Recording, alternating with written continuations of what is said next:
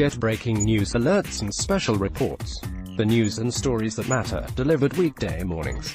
Jan. 4, 2019, 4:03 p.m. Greenwich Mean Time, updated for 24 p.m. GMTWASHINGTON. Newly elected Speaker of the House Nancy Pelosi on Friday shied away from moving forward with impeachment at this time, calling it a divisive option.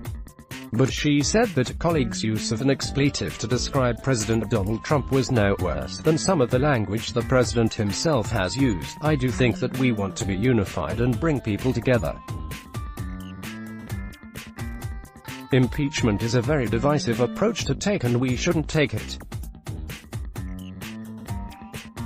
without the facts, Pelosi said during an MSNBC town hall at Trinity University in Washington, her alma mater. Her comments came the morning after a newly elected member of Congress, Rep.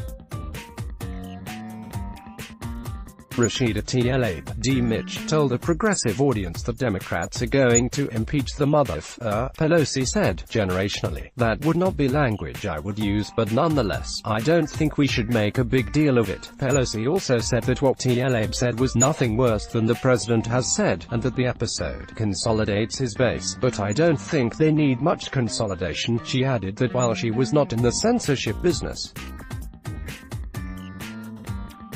I don't like that language. I wouldn't use that language, but I wouldn't establish language standards for my colleagues. In her first days as Speaker, Pelosi is facing pressure from some of her members to begin impeachment proceedings immediately. But she has resisted that approach, saying that the appropriate committees should conduct investigations to see what additional facts turn up. She said Friday that people's desire to impeach Trump is legitimate, but indicated that the 2020 election could be a better way to boot the president. President Nixon was not impeached. Republicans came to a conclusion that he was hurting them and he had to go, Pelosi said, adding that she's not sure if Republicans in Congress will come to a similar assessment about Trump, but the people will in the election in 2020. House Minority Leader Kevin McCarthy, RK-Live, criticized Pelosi for not distancing herself from Tlaib's comments. I think this is a role as a leader in the Speaker to have a conversation with this member on whether she approves of this or not, McCarthy told reporters Friday morning. They're using foul language. They introduce that they just want to impeach the president. Over what basis? We have government shut down right now. Where are the priorities? Pelosi's conversation with MSNBC's Joy Reid, which is set to air Friday at 10 p.m. is her first since she was elected Speaker of the House on Thursday for the second time. Pelosi's ascent to the most powerful position in Congress comes at a tumultuous time. The government is currently in its 14th day of a partial government shutdown over an impasse between the president and Democrats on money for a wall on the southern border.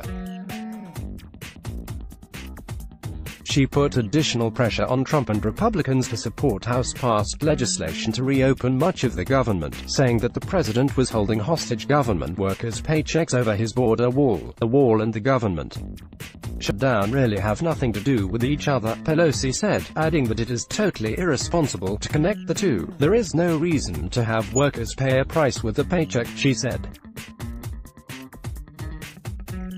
Pelosi's first major act was getting two bills passed Thursday to reopen the government. The Democratic-led House passed 6 appropriations bills that have been held up in the government shutdown and a short-term funding bill for the Department of Homeland Security that does not include funding for a border wall. Trump has indicated that he will veto the bills, and Senate Majority Leader Mitch McConnell has given no indication that he'll bring it before the Senate for a vote. Pelosi offered Trump a way out of the government shutdown on Friday, reminding him that he doesn't have to sign a bill that is passed by Congress.